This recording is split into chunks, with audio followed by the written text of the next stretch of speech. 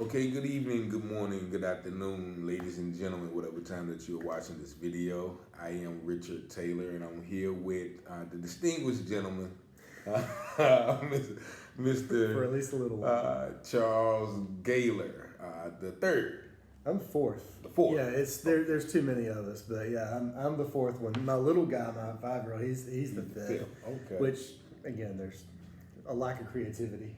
Well, that's a good legacy. Charles Gaylor the fourth, who is right now the city councilman for District 5. Yep. City Councilman District 5, but also you are the current mayoral candidate for the 2023 election, which is ongoing now. It is. Right? So we're going to start with the city council seat because you are an attorney, correct? I am. So what was your initial motivation for wanting to get in the county, the city government, which I think it was a vacant spot that you filled at the time? So you had Mayor Allen, who bless his soul, developed cancer and passed away. Then Councilman Dave Ham became Mayor Dave Ham, leaving the city District 5 seat vacant. Okay. And at that time, the council, said we're having a call for applications to see who would be interested in filling this District 5 seat, as is their standard process. I was one of the applicants and was able to get the votes from the city members of council to receive that appointment to District 5. And my motivation for doing it is exclusively that I grew up here. This is my home city. Born and raised? Born and raised. A block from the train station right that way. Okay. And born in Wayne Memorial Hospital. And I want the city to be in a better position than I think it's in right now. Okay. And we've seen steady population declines. We've seen, I think, good efforts. We've seen certain things that I think are going really well. But overall, there's a lot of stuff that needed to be fixed. And that's where we are. So you got on the city council in 2000 and November of 21. November 21. So that's been approximately 2 years that you have served as a city council man. So what things that have you learned in that capacity that would translate into your candidacy or your occupation as mayor? Sure. So Richard, in the last 2 years, what the administration has tried to work on is getting the foundational pieces of the city back in order, getting the financial piece of the city back in order, getting compliance in things that ought to be compliant, like purchasing. Things that they're not sexy, like they're not going to get a ton of attention, but things that current administration and Mayor Ham specifically has really drilled in is we are going to have processes and procedures for things that previously there were not processes and procedures for. So getting to a point where that there's central procurement. I came from a large agency that voluntarily we followed pretty much the state procurement guidelines for goods, and so it was a very structured procurement process. So for the layman, Sure, I understand. I know. So when you're buying stuff, look, be super simple here. So when you're buying these little like staple remover stuff, every department was going out and buying their own stuff from whoever they wanted to. Okay. But in doing that, costs can go up, and also sometimes you got to make sure you're doing business the right way, transparently. Okay. And so making sure that you're having a standard process for buying stuff, going out to the low bidder, and if you're not using the low bidder, why aren't you using the low bidder? Making sure it's documented. That's all it is. So stuff that Mayor Ham's done a great job of in that way. And the audits, getting those things caught up. And that's actually what I was going to mention next. Now, of course, you've been on the council for 2 years, and a lot of the issues were inherited, I guess, by the current council, and past these things didn't deteriorate overnight. There's been a history of kind of letting those things not be done in the correct manner. Right. So now, with your candidacy for mayor, what would be the step that you were taking in establishing that financial transparency, but also the financial management. Like you mentioned the audit. So most people don't know what a city audit is. Sure. Could you explain to people what is the city audit and what is being found out Right. by those audits? Everything that I'm aware of that goes into city audits, you have your private accounting firm that's actually going through and checking the books that are prepared by your finance director and in this case her team to make sure that everything is documented in accordance with GAAP, generally accepted accounting principles. Okay. GAAP, and there's actually a slightly different version in government, but it's the same thing. It's making sure that you're documenting transactions and cash the way that is generally accepted that you're going to document cash. It's not necessarily saying that you were making the right decisions, but it is saying that you're at least accounting for those decisions the correct way and in a way that an auditor or an accounting firm could look at it and say, yes, this makes sense. These books are clean. There's no signs of embezzlement. There's no signs of money leaking from one fund to another. Those things are not happening. And so what's been going into our audits, because as you know, every stinking one has been late since over 6-7 years now. Okay. So what has happened during the last 2 years and I can't take exclusive credit for this, I'm just saying this is what's happened. Okay. The finance team has been going through, and you have to stack each layer back up because you can't submit this audit until this audit's submitted. You can't do this one until this one. You can't do this one until this one. So they've had to go back and stand each one up. I would have liked for it to happen faster, but it's happened. And this happened with COVID and all the other wonderful opportunities with those other funds have brought us, like ARP funding and American Rescue Plan, those things. Okay. But that adds complexity. So I would have liked things to have moved faster, but they're at least moving in the right direction. Okay. We still are the next audit, which is a private accounting firm goes That's and what looks I at was our going books. to ask you. Like, who does the audits? Literally a private accounting firm. Do you guys select? Does the city select the accounting firm which does them?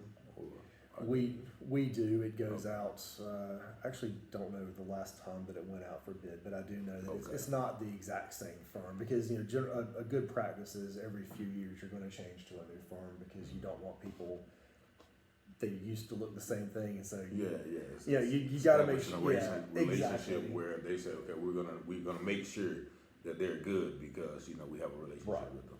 And we're using a large firm, and then eventually the packaged audit that they create then gets submitted to the state and local government commission for their review, and the state auditor's office, Beth Wood's state auditor's office. And so so when they review the audits, like what do they come back? Do they come back with, okay, you need to change this, or the audit is successful, Possibly. or the audit needs work, or you guys need to do this, that, and the other to bring your. It can be all of the above, and we've had little examples of all of the above. I mean, I'm not trying to hide anything.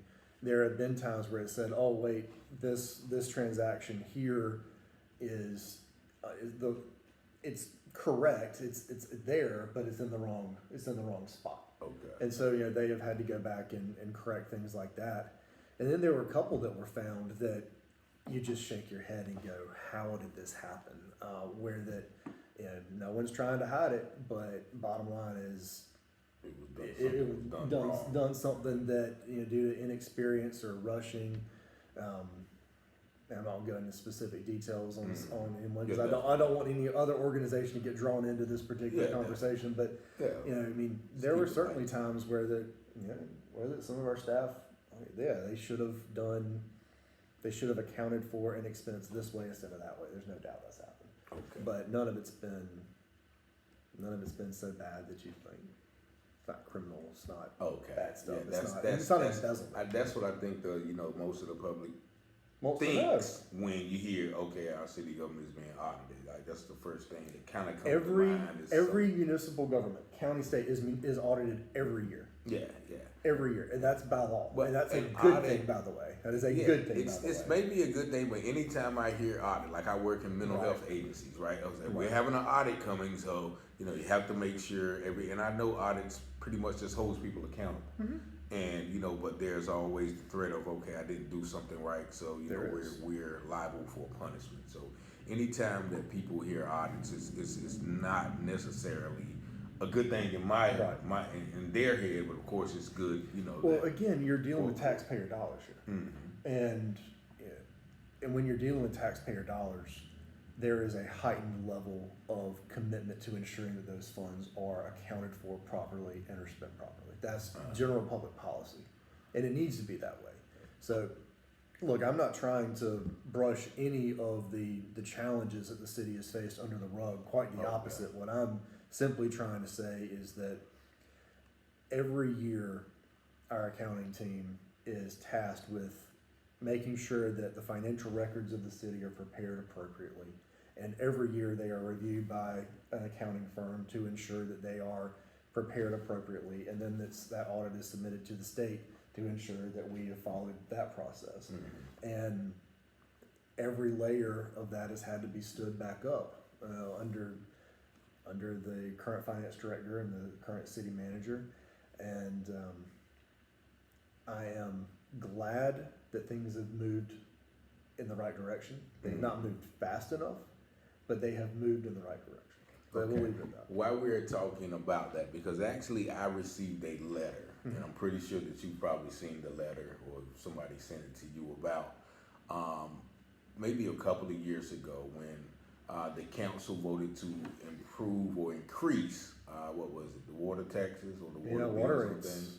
And I actually, at that time, I was talking to Councilman Polak. He was a councilman then. And he was explaining the situation, which, he said, he voted for it as well because, it was either that or do something else. But a lot of people take that as, something negative. And I think the letter just sent to me like, you, Charles Gaylor, voted on it too. I did. Yeah, and so for people who don't understand the need for that, and I think it was a couple of more issues that they talked about. Can you explain to people? I'll stick with the water rates. Yeah, let's stick with the water rates. And look, every one of us deserves some side eye for that because none of us wanted to do that. Yeah. Absolutely every one of us hated having to do that vote. So when you look at how municipal finance works, you have the travel and tourism fund that's populated mostly with hotel taxes. So that's not what we're talking about right now. You have the utility fund that is populated with like tap fees and stuff that goes with building out your water system or new development, your sewer rates and your water rates. And then you have your general fund. And that general fund is populated with property taxes and sales taxes. Okay, so we're just talking about this one right here, right now. Sorry, I'm shaking your camera. Just the utility fund. By law, the utility fund has to remain in the black. It has to be properly funded. Okay. And in the black for the layman. In the black means that it has a positive balance. In the red. In the red means when you go to the ATM, it gives you a little receipt that says no. Okay. In the black means here's the $20 you're asking for. In the red means you get a receipt that says no. No. So the utility fund must remain. It has to have a positive balance, and it's supposed to be above a certain threshold of how much money is in it. Okay, so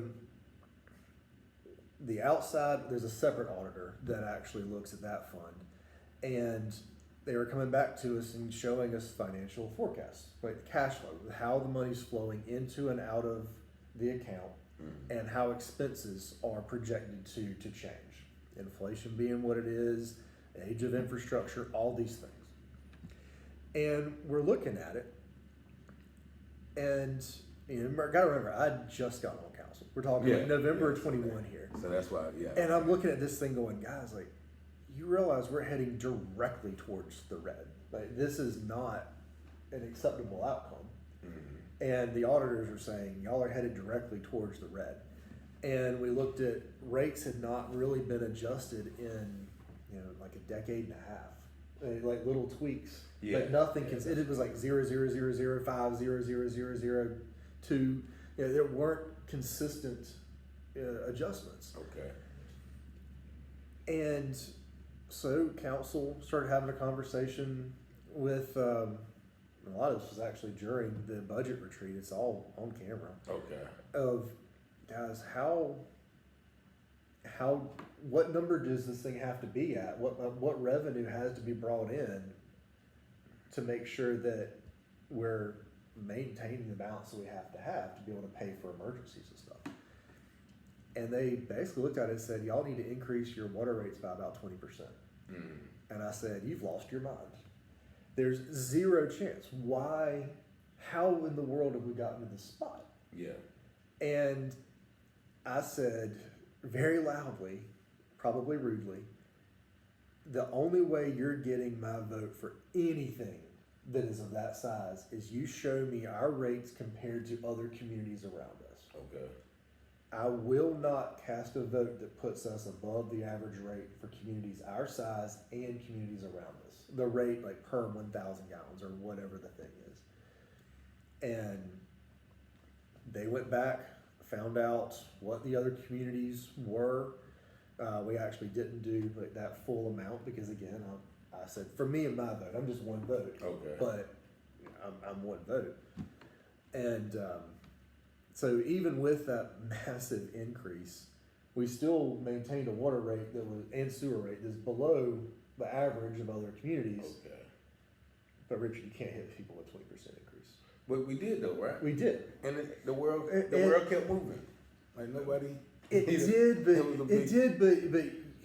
you're being kind by saying that because no one in their right mind should run an organization to where that you're hitting your customer with a 20%. Starbucks can't do that. Yeah.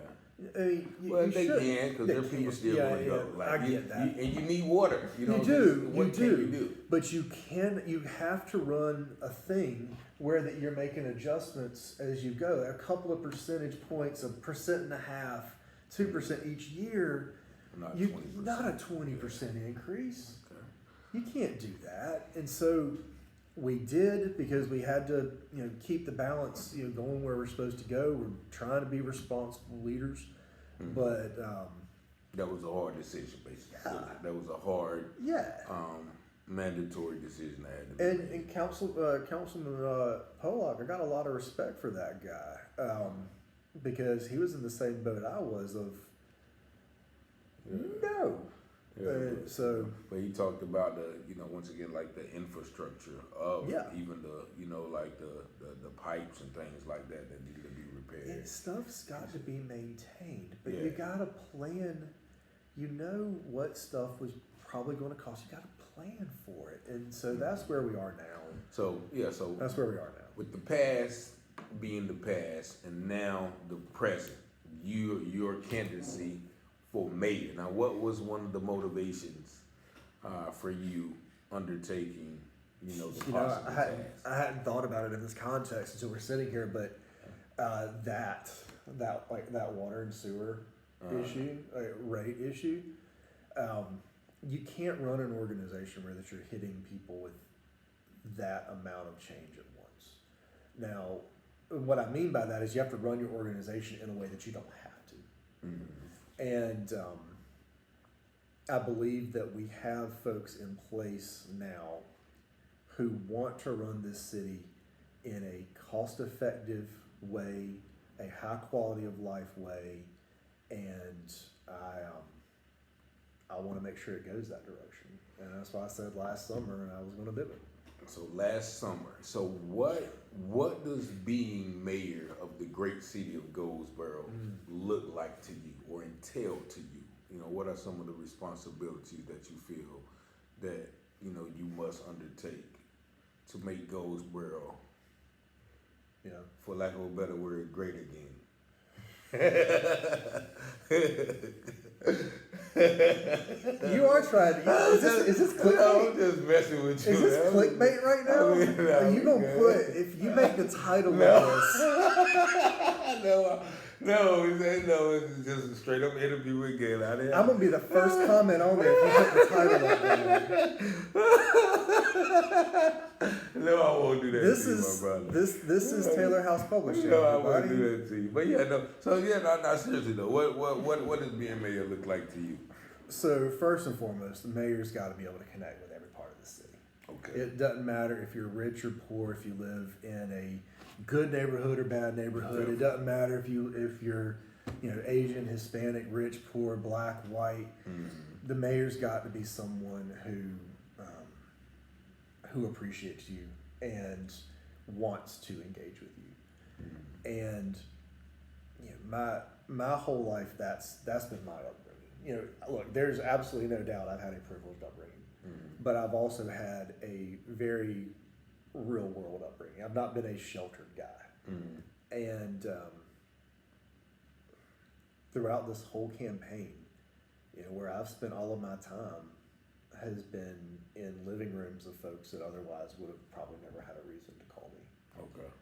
And being mayor of this city means trying to do your best that once all the rhetoric that goes with a campaign goes away, that it's somebody who is making the effort to be accessible to folks that want to have a conversation about how they can make their individual street and their individual neighborhood better.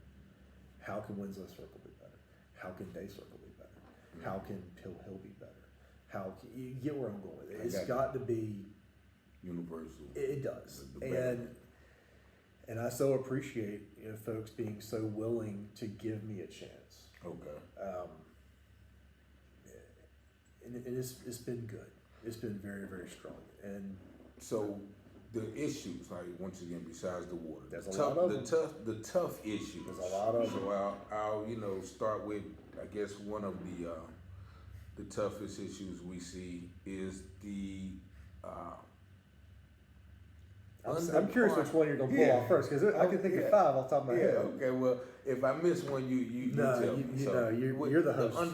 The under par school ratings that came out about a month ago. A lot of the schools are not performing up to proficiency in reading and math and things of that nature. So what is your thoughts on that, and how, once again, I know that's a county almost issue, but some of the schools are in the city. But it impacts us. Yeah. It impacts us. So what do you think could be done to improve, I guess the scores of the schools, the conditions of the schools, the morale of the schools, all of those things. Where would you attack that at? How much longer do you want to stay on this video? 20 more minutes. I get it. Give me the short. I get it. The short. No, here's the short answer, guys. Once again, there's a ton of options out there. With every option comes its own set of challenges.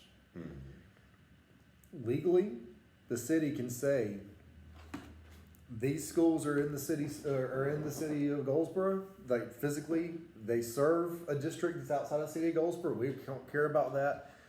These schools, we're doing teacher supplements for these schools. Legally, we can. We can say, you know what, this school is inside the city of Goldsboro. We're doing a facility, we're contributing, $500,000 to get this specific facility done. Okay, legally we can.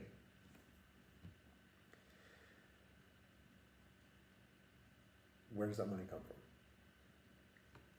That is not currently sitting in our cash flow for the general fund. That would be another layer of tax just on city residents. Okay. Now, if it's something worth doing, then folks are generally willing to do it. But I want to be very, very clear on this. The schools, as they're structured in North Carolina, the state will fund one LEA, local education authority, per county. Okay?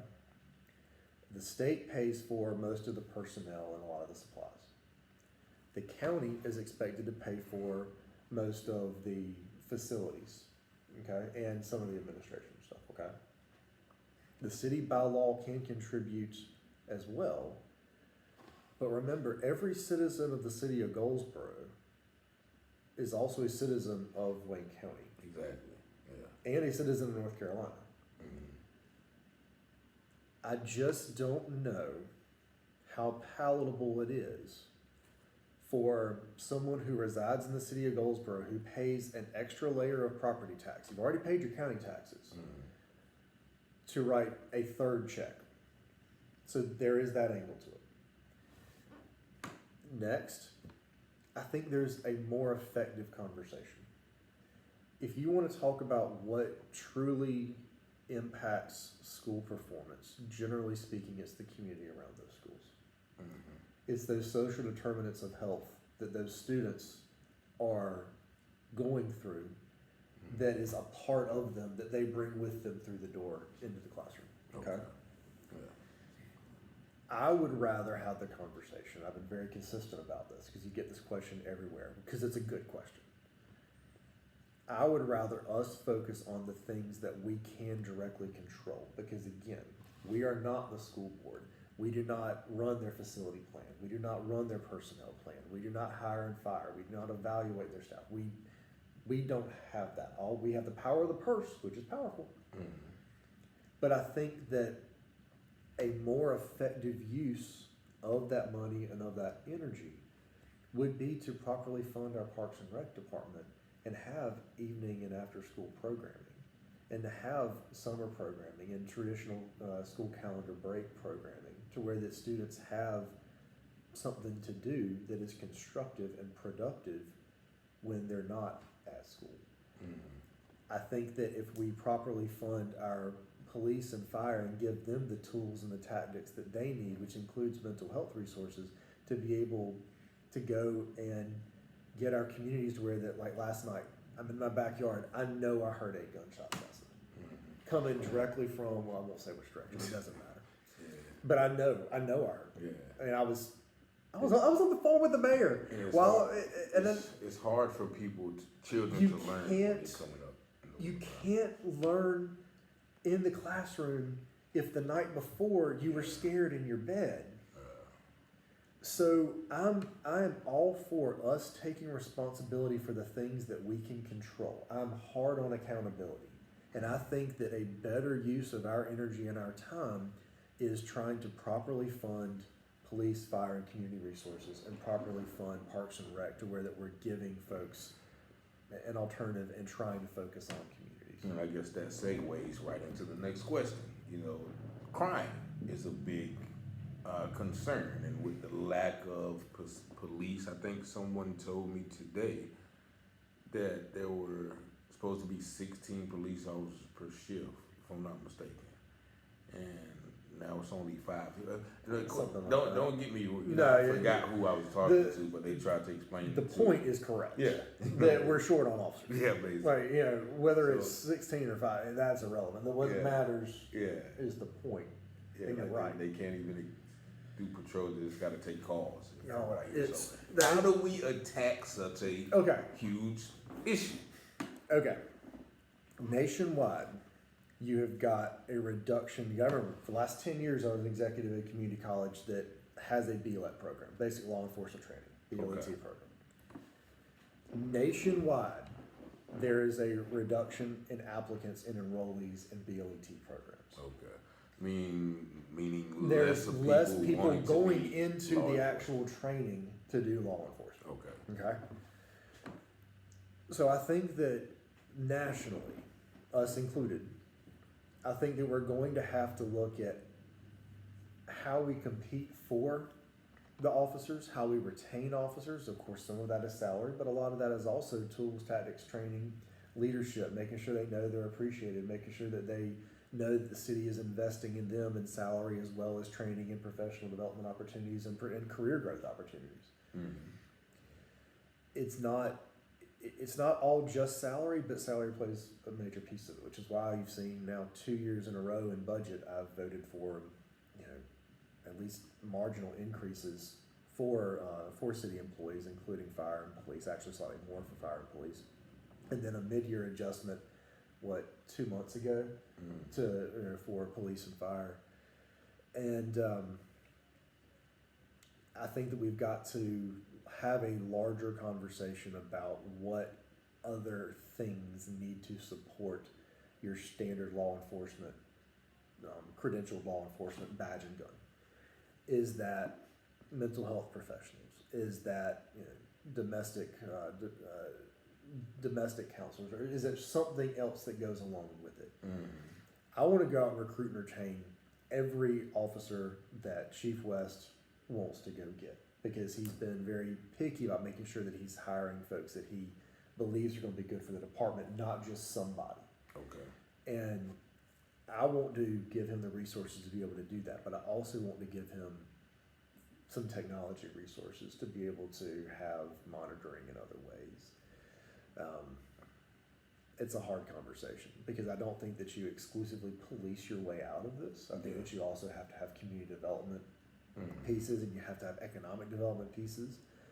If folks have nothing to lose, then crime is more prevalent in areas of poverty. And it's, yes, it manifests as areas of increased poverty, but I would suggest that areas where there's no hope for a better option is really the thing. Yeah. People always talk about the mafia, like how we kind of glorify the mafia, but when the Italians came over here, they were kind of marginalized. Yeah, and that's why they did it. Yeah, that's so. That was my point in saying, crime is more prevalent where there's less opportunity. You're right.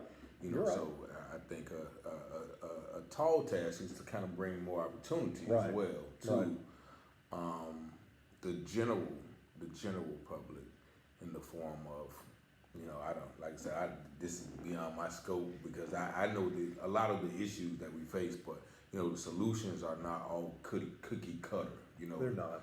There's something to be said about someone who knows the problem. So no, but there's, if someone, especially in Goldsboro, if there's someone who they have their challenges going through the criminal justice system, we've got to be able to work with the employers that we're pulling in to make sure that someone who has paid their debt to society, or whatever phrasing you want to use, that is behind them.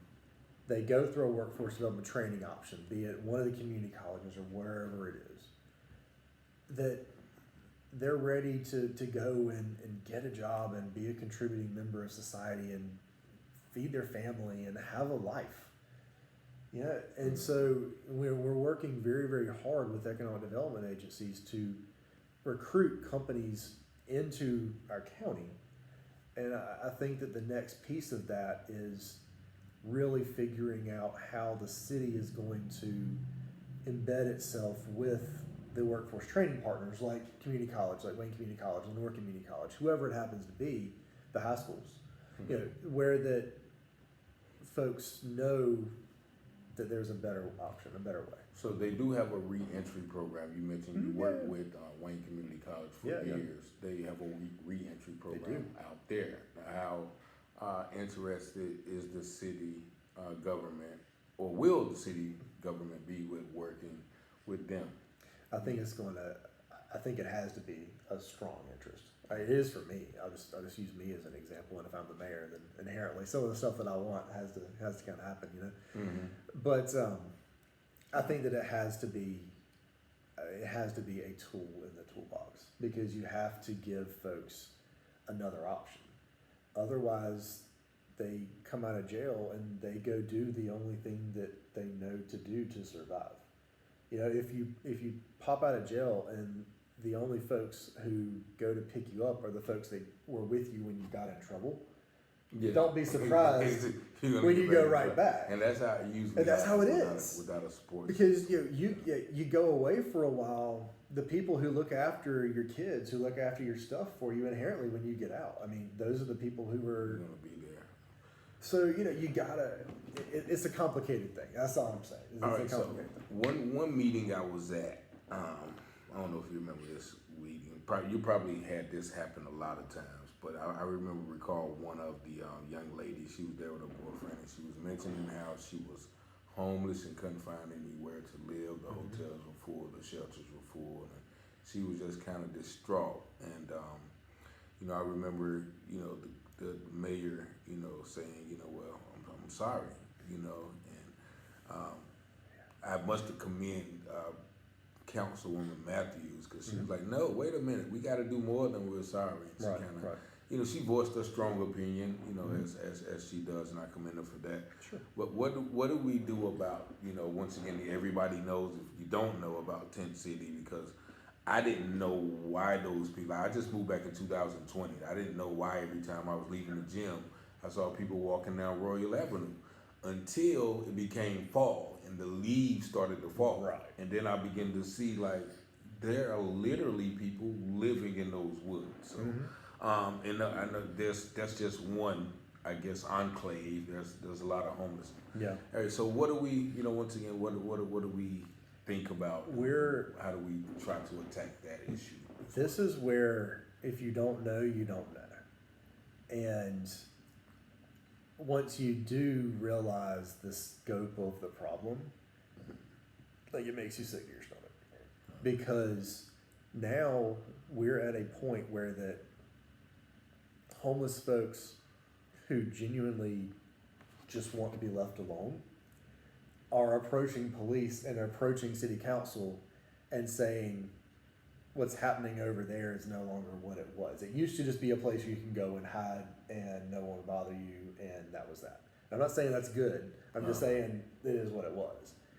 Now, the folks that are homeless, who they're not looking for trouble, they really would prefer to not be homeless,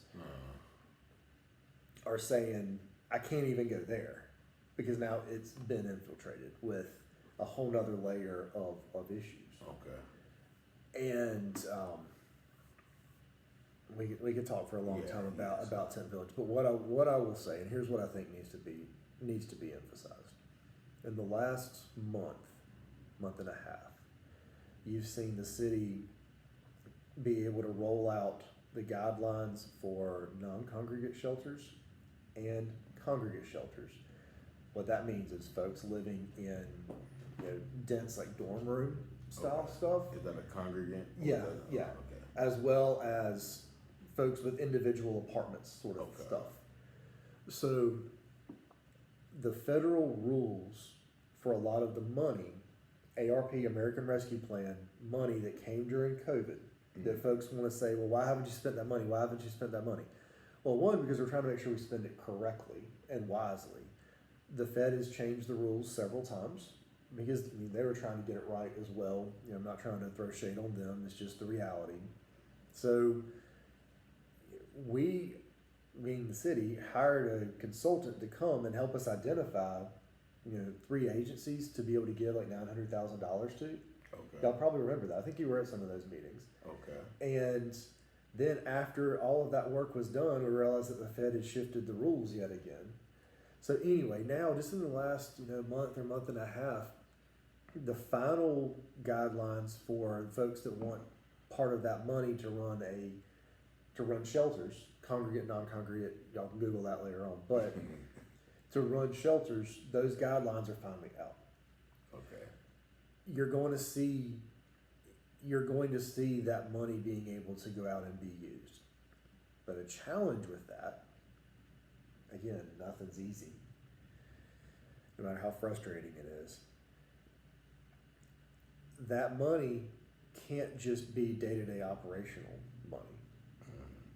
That money has to go towards something that is going to cash flow. It has to make business sense for whatever nonprofit it is.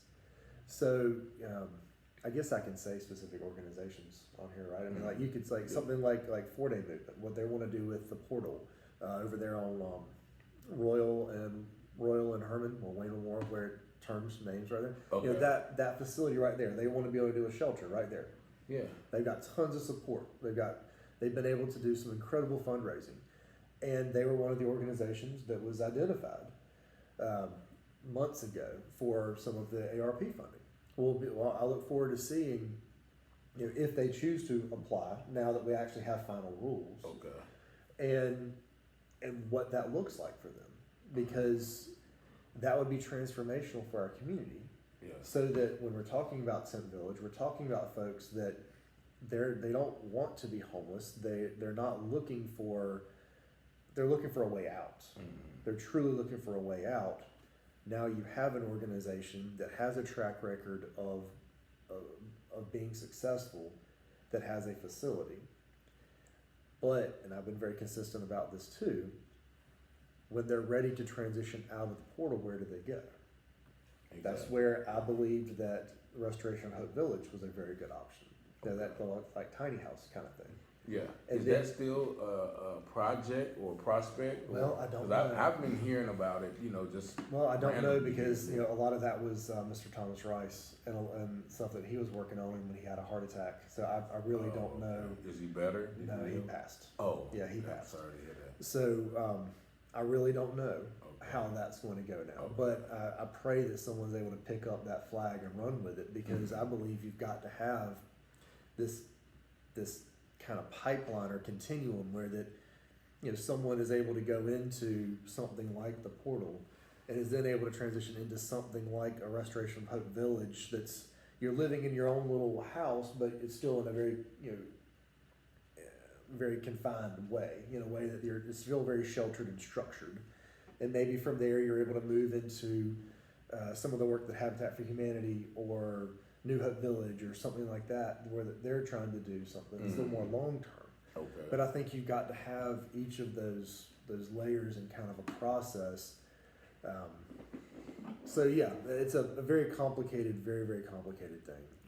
Probably just talking your ear off on that. No, I guess that's why we're here. That's all of these issues. I just want to give the people a viewpoint on what you think about certain things. So like I said, we can talk for hours about all. It's complicated all stuff. The problems in the city, but what once again, why if you had the choice, or if you had to tell your constituents why to vote for you, what would you tell them? Why you are the man to be the next mayor? We're going to get this city back on track where our population is increasing, our finances are stable, and we're able to make investments in this community that are going to make this a place where you're going to be proud for your grandkids to come back to one day. That's the only reason I'm doing this, is because I'm here, my parents are here, my son is here. I want my son, just like everybody else wants their child, to know that coming home is a good option. So you're in it for the long haul. I'm in it for the long haul. Have you ever lived away from Goldsboro? Yeah, I lived in Raleigh for 7 years, Greensboro for 3. Okay. I've left Goldsboro, but I'm back. Okay, so you're here for the long I'm here for the stay. long haul. Okay. I ain't going anywhere. All right. Yeah, and this isn't a hopping thing to Raleigh or DC. No, I want this job, Okay. and we'll hold this one, for a little while, and then we'll hand it off to the next person once we made some improvements. Okay. Well, I certainly thank you for your time. I know you mentioned, there were about 5 issues. I touched on about 3. Any more issues that we didn't discuss that you want to share your viewpoints on? Well, we hit infrastructure. Mm-hmm. We hit public safety. We hit homelessness. We hit education. We hit the financial footings of the city. Mm-hmm. No, I think we hit them. Those are your 5 points? Yeah. Okay. Well, I certainly thank you for your time. I don't want to hold you up, but I definitely appreciate you. And when is voting for the people? We're doing it now. Whenever you're looking at this, Yeah, November 7th, 2023 is election day. So if you're looking at this after that, it's okay. You can still call me and introduce yourself. That'd be great. But if you're looking at this before that, go over to the library, cast a vote. If it happens to be November 7th, go over there and ask them where your precinct is, and go vote. But we're early voting right now. Right now, and that's at the Wayne County Public Library. Over there on Ash Street. Yep. All right. And one question, because I saw the stats, I think, for the primary candidacy.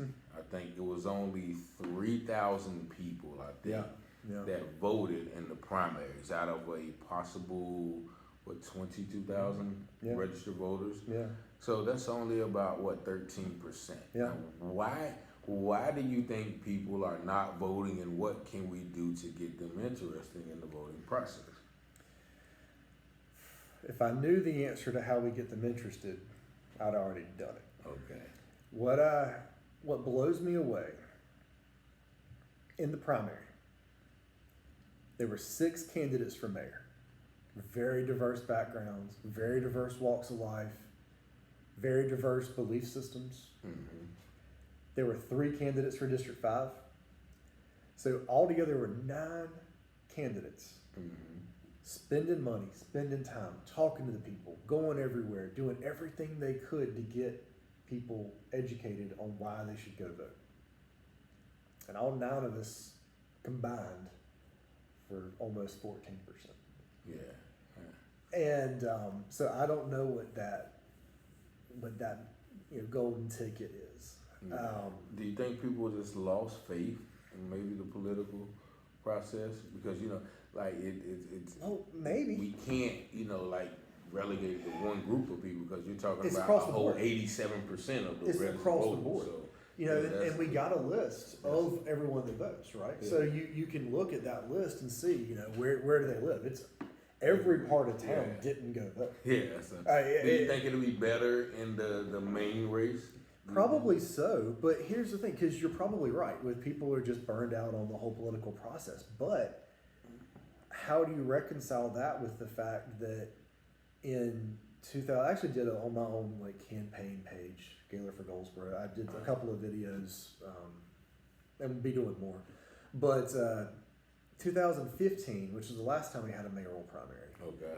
only 1,700 went to go vote. Yeah. So I mean, it's a huge increase from that, Okay. even as low as it is. Okay.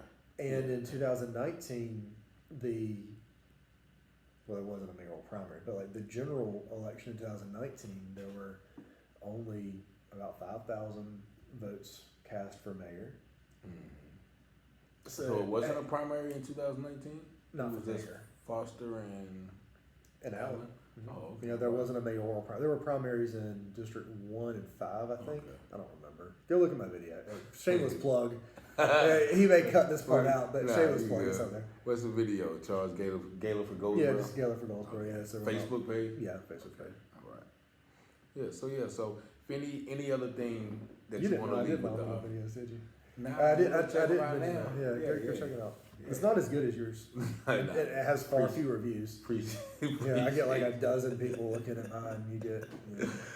Yeah, man. But I certainly thank you, Mr. Gaylor, for giving up your time, giving up your knowledge, and allowing the people to see who you are. Because I think people go vote and they just vote, like I told somebody, I said, whoever has the biggest signs normally wins. That's what because nobody knows, Whoever's, I tell you, the biggest signs, or the most signs, that's why I told don't you hate it? But to really, Stupid yard that's why I wanted to, do them even at the the meet and greet that day. Yeah. Just to give the people who are these people? Why do they want the job? Where do they come from? What's their intentions? So I thank you for sharing some of that, because I never knew you before. Right. I think you got on the council, and then never met you until the meet and greet. So it definitely gives me an in-depth look of who you are, why you are the way you are, and what you kind of stand for and believe in. So I thank you for being transparent. Mm-hmm. And once again, if you guys want to vote for Mr. Gaylor, you can go down to Public Library, Wayne Community. What do you call it? Ash Street. Yeah, on Ash Street. Ash Street. And that's from what times? Weekdays is 8 to 5. 8 to 5. And then Saturday from 10 to 2, and Sunday from 1 to 4. And if you don't remember all that, I don't blame you. Okay. But go down to the library. Someone will point you in the right direction. Okay. Well, I certainly thank you for your time. It's been a pleasure. Appreciate you. All right. And much success in your race. Thank you. Thank you.